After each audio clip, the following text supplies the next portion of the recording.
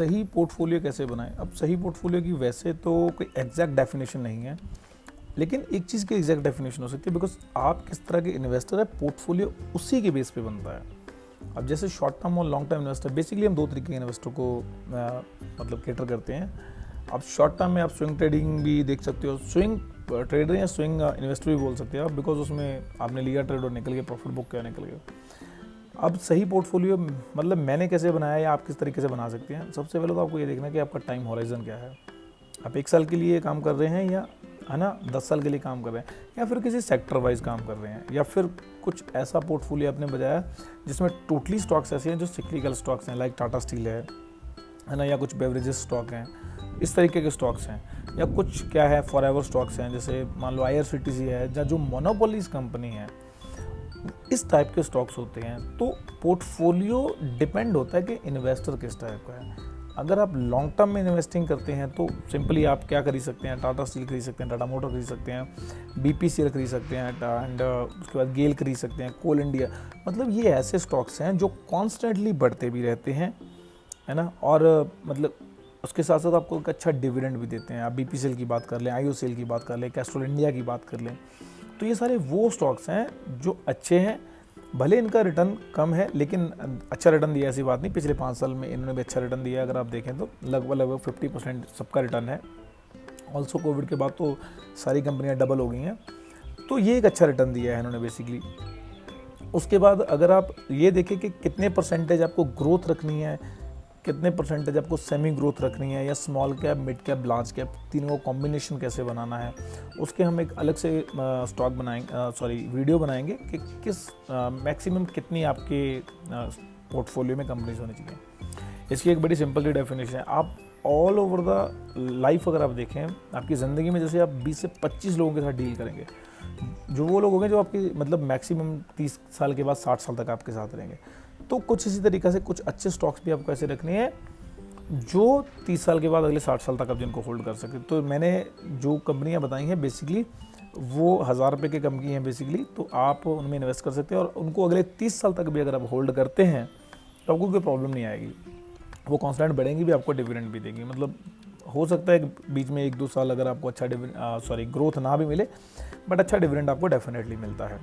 लेकिन अगर आप बात करें कि ग्रोथ कितने परसेंट है, या अपना डिविडेंड जो स्टॉक्स हैं वो कितने परसेंट है, तो आप इसमें डाइवर्सिफिकेशन कर लीजिए कि एक स्टॉक आप ग्रोथ का ले लीजिए और एक स्टॉक आप सिमिलरली किसका ले लीजिए, डिविडेंड स्टॉक का ले लीजिए। यानी कि 60-40 या 50-50 का रेशियो कर लीजिए, जिससे आपका पोर्टफोलियो अगर ग्रोथ की तरफ जाता है तो आपको ग्रोथ मिलती रहेगी, एंड अगर डिविडेंड के एंगल से देखते हैं तो आपको डिविडेंड भी मिलता रहेगा। और एक बहुत इम्पॉर्टेंट जो बात है माइंड में आई है, जब भी आप डिविडेंड लें, जैसे अभी टाटा स्टील ने 3 रुपये 60 पैसे का डिविडेंड अनाउंस किया, तो जिसके पास 5000 शेयर है, जिसको 15,000 रुपये टाटा स्टील डिविडेंड दे रहा है, तो उस 15,000 को अगर आप री इन्वेस्ट करते हैं, और आज अगर आपने पोर्टफोलियो बनाया है और 5 साल इस जो डिविडेंड के साइकिल को आप री इन्वेस्ट करते हैं, तो 5 साल के बाद आपको कंपाउंडिंग का मैजिक देखने को मिलेगा।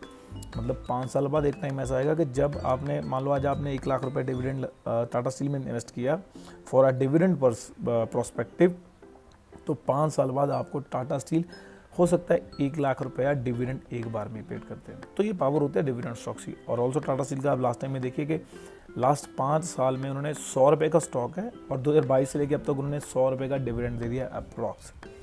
तो मे बी इट्स गुड, अगर आपको बहुत ज़्यादा नॉलेज नहीं है तो आप वो स्टॉक्स को पकड़िए जो सरकारी हैं, जो मोनोपोलीज हैं, है ना, और 1000 रुपये के कम के भाव के आपको बहुत स्टॉक्स मिल जाएंगे। बिकॉज ये स्टॉक्स बहुत ज़्यादा ऊपर नहीं जाते हैं। जब भी ये स्टॉक्स ऊपर जाते हैं, गवर्नमेंट क्या करती है, इनको स्प्लिट कर देती है। बिकॉज जो नॉर्मल रिटेल इन्वेस्टर होता है, जो यंग इन्वेस्टर होता है ना एज अ बिगनर, तो वो सस्ते स्टॉक्स में इन्वेस्ट करना पसंद करता है। एंड सस्ते स्टॉक्स आपको जो जितने भी PSU स्टॉक्स हैं सारे के सारे 400-500 की रेंज में मिलते हैं। जैसे ही उससे ऊपर जाते हैं, गवर्नमेंट इनको अगेन स्प्लिट कर देती है या आपको बोनस इशू कर देती है। तो मेरे ख्याल से ये बहुत अच्छी साइकोलॉजी है, जिससे एक नया इन्वेस्टर जल्दी इन्वेस्टिंग भी करता है और उसको लॉस भी नहीं होता है, ग्रोथ भी मिलती है और डिविडेंड भी मिलता रहता है। अगर हम बात करें कि जो अच्छे स्टॉक्स हैं, जो फॉरएवर स्टॉक्स हैं, और वो मैं बात करूं कि वो कल भी महंगे थे, आज भी महंगे हैं और आगे जाके भी महंगे ही रहेंगे। ऐसा क्यों है? बिकॉज जो चीज़ें डे टू डे लाइफ का हिस्सा है वो कभी ना सस्ती थी, ना है, ना होंगी। आप एग्जांपल ले लो हिंदुस्तान यूनिलीवर को, ना वो कभी सस्ता था, ना है, ना होगा। बिकॉज हम हिंदुस्तान यूनिलीवर की रोज़ 10 चीज़ें यूज़ करते हैं।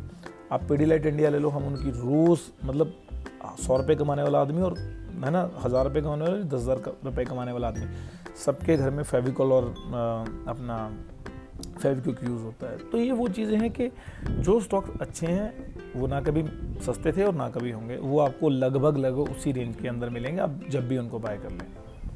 तो वो स्टॉक्स खरीद सकते हैं। अभी आपको समझ आएगा कि जिस तरीके से आप सोचते हैं उसी तरीके से पोर्टफोलियो बनता है। अगर कोई आपको बोलता है कि मैं आपको बहुत अच्छा पोर्टफोलियो बना के दे दूंगा, वो बना के दे सकता है, बशर्ते आप उसके साथ बैठें, आप उसको बताएं कि मेरा माइंडसेट ये है, मैं इतने टाइम के लिए होल्ड कर सकता हूँ और मैं इस तरीके से सोचता हूँ, एंड उसके बाद ही आपको वो पोर्टफोलियो बना के देगा। अगर कोई ये बोलता है कि आप मुझे इतने पैसे दो या आप ये पोर्टफोलियो खरीद लो हमारा, या ये आप अपनी लिस्ट खरीद लो, and I am sorry to say आपको नहीं पता है। तो जिस चीज़ के बारे में आपको नहीं पता है, इस दुनिया के जो गॉड फादर माने जाते हैं इन्वेस्टिंग के, वॉरेन बफेट भी बोलते हैं भैया जिस चीज़ की आपको समझ नहीं है उस चीज़ के स्टॉक कभी मत खरीदिएगा। जैसे अगेन हम बात करें डॉक्टर्स की, अगर आप किसी डॉक्टर का पोर्टफोलियो देखें ना, तो किताबों में ये लिखा गया है कि भाई एक डॉक्टर के पोर्टफोलियो में सारे टेक कंपनियों के स्टॉक्स होते हैं, है ना, और एक जो आईटी इंजीनियर होगा ना, जो काम कर रहा होगा टेक कंपनी में, और उसके पोर्टफोलियो में सारे फार्मा की कंपनियों के स्टॉक्स होते हैं।